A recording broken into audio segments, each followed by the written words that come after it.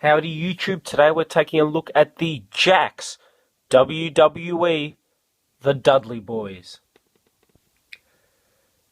A very old school set from 2004 that I wanted to review for you guys just because I am a big fan of this particular set. Unfortunately, it's long since been opened, but still really cool. It is very hard to find on eBay, and the ones that are selling it have got loose versions of these guys for what I think is a really high price.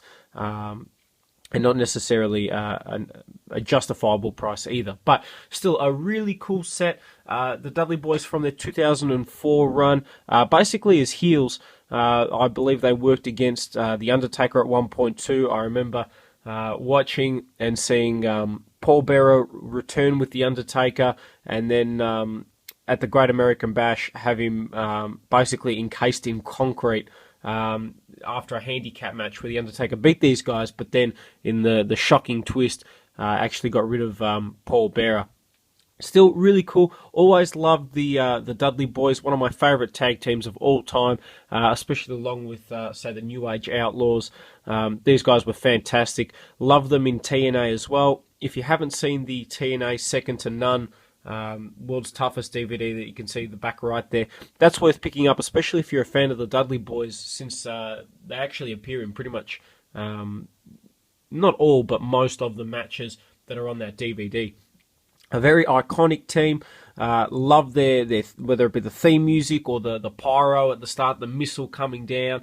It was always really cool to see these guys, and they worked well as a team. Had a great finisher as well, and always the trademark get the table spot was pretty awesome too. My favourite Dudley Boys moment was probably Survivor Series 2002. They've got a match where Bubba Ray, or Bully Ray as he was known in TNA, is teaming up with Jeff Hardy, and they're taking on Jamal and Rosie and Rico, the 3-minute warning, and everyone's eliminated except for Bubba Ray, and he's getting beat down, and then out of nowhere Devon comes out to save him, and that was at the height of the brand split, so it was really cool to see. In terms of the detail, one of the things I love about Jakks is they always nailed the face sculpts on the figures. The Devon and the Bubba Ray in this case are absolutely fantastic. I'll bring it forward so you guys can see. Like, that is a really good Devon face sculpt. I think they absolutely nailed it there. Moving down, both are pretty much the exact same. They've got that Dudley Boys 3D logo, and then the I'm not sure what if it is a country's army or not, but they've got the grey and green camo style there, which is pretty cool. I really like it. Definitely something different. Sadly, on the back of both figures, there is no logo on the back. I believe they did actually have something on the back of their attire, but still really cool figures.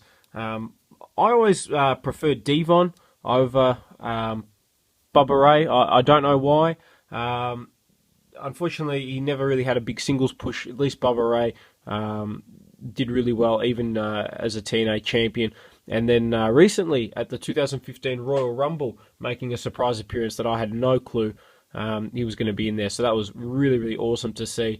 And it would have been great how they did it. They had Wyatt, then Bubba Ray, then they had, I believe it was Luke Harper, come out. It would have been really nice if they had Devon come out just for that one classic reuniting of the Dudley Boys at the WWE.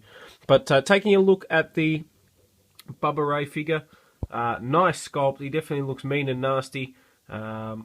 Certainly a much plumper Bubba Ray, which is pretty much how he looked in WWE in 2004, and pretty much most of his run.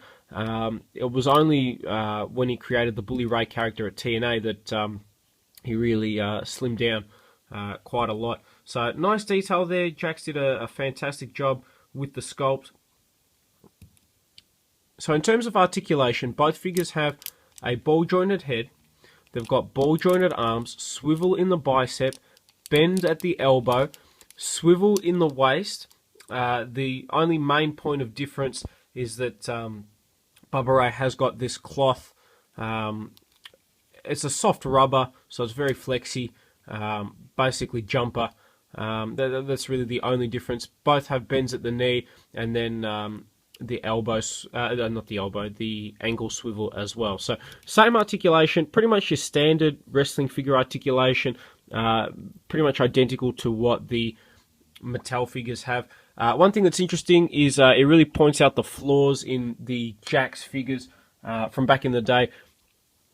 They tend to use the same parts over and over again, and if you notice, they've both got the same identical hand, which is also the same hand that Undertaker had, the same hand that Big Boss Man had, the same hand that pretty much most of their characters had. And that's not a knock, that's fine. One thing, though, that does bug me a little bit is if you can see, they tended to have the wrist tape molded onto the figures, and even if they never wore wrist tape, they just wouldn't paint over that mold, and it made the figures look a little bit odd at times. So I was never a particularly big fan of that, but still a really, really cool set. Now, as a collector, one of the things that a lot of people are very concerned about is how the Jakks figures stack up size-wise to some of the newer Mattel ones. Fortunately, these guys stack up fantastic, really, really well. And if you see, for argument's sake, Jeff Hardy, someone who obviously in the Hardy Bros fought against Hardy Boys, fought against the Dudleys and Team 3D pretty regularly. He actually stacks up really well. Like, he is a little bit shorter, which he is in real life. So I'm perfectly happy with that. And then you see like a more modern, Lucha Dragons, Sin Cara type figure. There's quite a big scale difference. So I actually think it works really well. I think these guys fit in perfectly, which makes me really, really happy. And then just for comparison with a much larger tag team, the Wyatt family, Luke Harper, Eric Rowan, you see that Luke Harper's on par with the Dudley Boys, which is about accurate because he's a pretty tall guy. But then Eric Rowan, who's a little bit bigger, is taller than them. So scaling-wise, I think it's absolutely fine, and certainly really good for collectors because there's probably not going to be a Dudley Boys set or a Bubba Ray or Devon figure in the immediate future. So it means that you can get away with using the Jakks versions. So overall, if you're a fan of the Dudley Boys, absolutely this set is a must-have. This, for me, is my favourite incarnation of the Dudley Boys. I love the attire. I love the figures as well. There are a heap of Jakks, Team 3D or Dudley Boys figures out there, so it's really up to you to pick and choose which ones you like the most. Some of the later ones had a lot better articulation, I thought, better detail, and better just overall appearance. But that's personal preference, it's up to you. But I think that for any WWE fan, any wrestling fan, having a set of Devon and Bubba Ray is a must-have. So hopefully you guys have enjoyed this review on the Jakks WWE Team 3D.